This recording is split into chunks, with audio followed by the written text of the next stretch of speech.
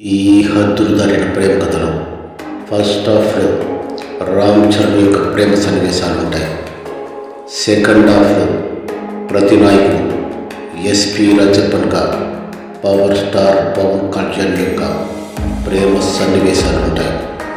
మీకు సందేహం రావచ్చు, విలన్కి ప్రేమ సన్నివేశాలు ఏంటి అని. రామ్ చరణ్ ప్రేమకు ప్రాణం పోసే ప్రతి నాయకుడు పవన్ కళ్యాణ్ ప్రేమ